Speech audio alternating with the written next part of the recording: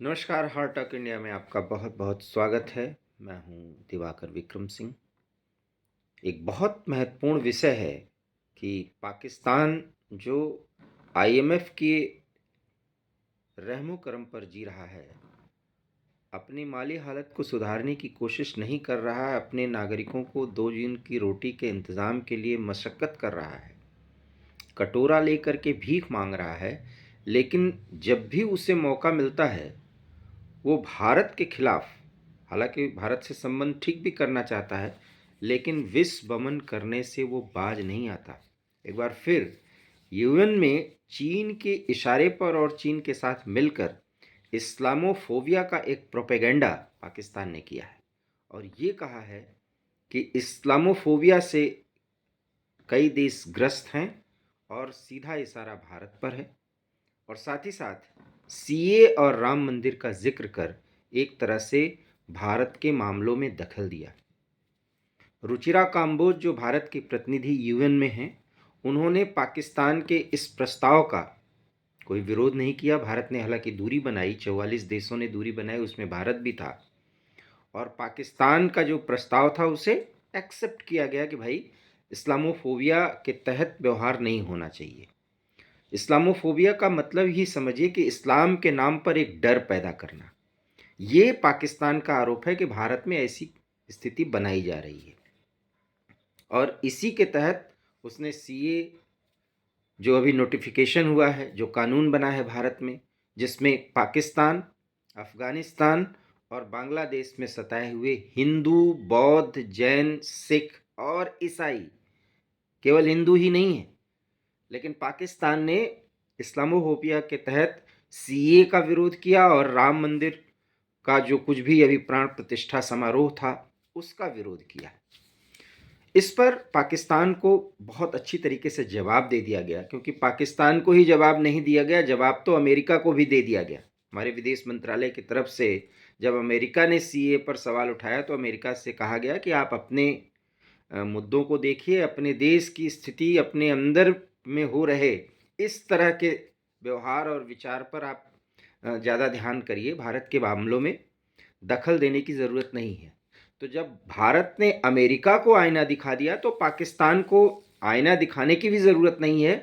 उसे बाकायदा, जिसे आप कह सकते हैं बहुत ही स्थानीय शब्द में कहा जाए तो जुतियाना चाहिए।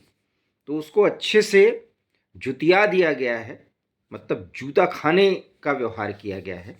लेकिन इससे मानेगा नहीं, क्योंकि भिखमंगे, और वो भिखमंगों का सरदार है। उसको जब भी मौका मिलेगा, भाई घास की रोटी खा करके तो वो भारत को ख़त्म करने का सपना जब उससे उनका जन्म हुआ तभी से है। और हम उसी पाकिस्तान के संदर्भ में ढेर सारे विश्लेषण रोज बरोज करते रहते हैं। विमर्श भी नहीं करना चाहिए, जब मौका मिलेगा वो ऐसा करेंगे।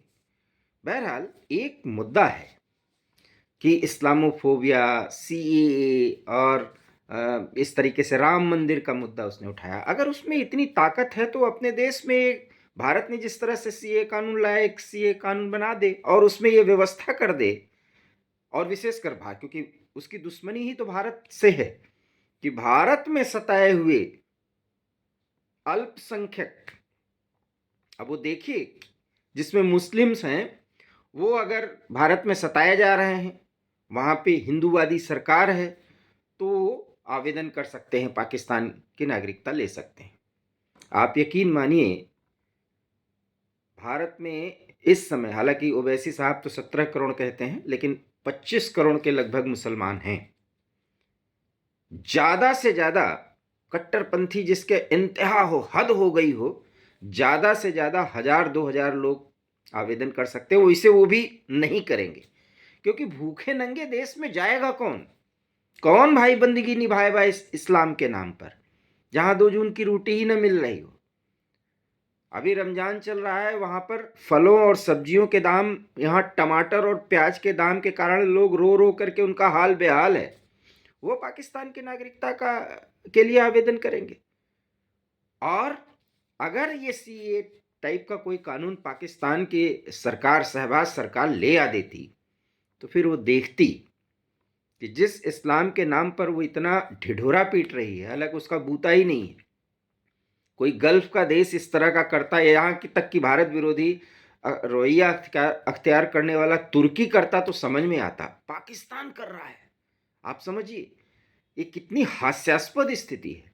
तो अगर भाई ठीक है, कटोरा लेके मांगिए, सब कुछ करिए, भारत का विरोध करना ही है, तो आप भी एक सीए कानून ला दीजिए और व्यवस्था करिए उसमें।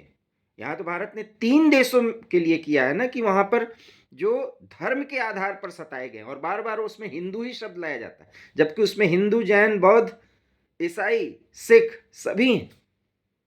लेकिन पाकिस्तान सिर्फ अपने सीए कानून में कर दे कि भारत में सताए हुए जो अपने धर्म का जिनको डर है न बचा पा रहे हों, वो पाकिस्तान में आवेदन कर सकते हैं। देखते हैं कितने मुसलमान पाकिस्तान की नागरिकता के लिए आवेदन करते हैं, और इसी से दूध का दूध पानी का पानी हो जाएगा। और अब चूंकि चुनाव का मौसम है, ये मुद्दा और इस पर चर्चा होनी चाहिए और ये मुद्दा उठाया जाना चाहिए, बस इतनी सी बात है। बाकी इस्लामोफोबिया पर बहुत बात करने की जरूरत नहीं है, क्योंकि इस्लामोफोबिया जैसे शब्द है नहीं। ये भी कांग्रेस की नीति का ही परिणाम है कि इस देश में 75 साल में तुष्टीकरण की रणनीति के तहत जो कुछ भी किया गया, एक तरफ कट्टरता ने जन्म लिया, और यहां पर सारे सुखों का उपभोग करते हुए, मैं कट्टरपंथियों की बात कर रहा हूं, भारत के आम नागरिक, आम मुसलमान की बात नहीं कर रहा हूं, जो इस्लाम या धर्म के नाम पर इतने ज्यादा बंद हुए हैं कि उनको कुछ दिखाई ही नहीं देता। वो देश के बारे में बाद में सोचते हैं, पहले इस्लामिक भाईचारे को ही, जिसमें पाकिस्तान जैसे देश को भी वो साथ लेने में अभी तक कतराते नहीं रहे। तो कुल मिलाकर के ये स्थिति है। और पाकिस्तान में अगर इतना बूता है, तो पाकिस्तान एक बार सीए जैसे कानून ला करके तो देखे, और वो देखे कि जिन प्रोपेगेंडा के जरिए, जिसमें वो कहता है कि भारत के मुसलमानों के साथ अत्याचार हो रहा है, कितने मुसलमान भारत छोड़ करके पाकिस्तान में जाना चाहते हैं।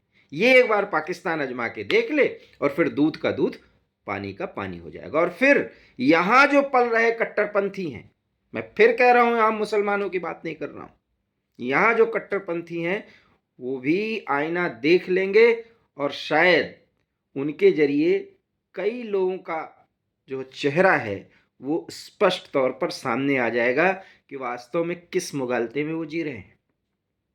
बहरहाल, इस्लामोफोबिया का जिक्र करके पाकिस्तान ने यूएन में भारत के विरोध में चीन के साथ मिलकर के एक बड़ी चाल चलने की कोशिश की है।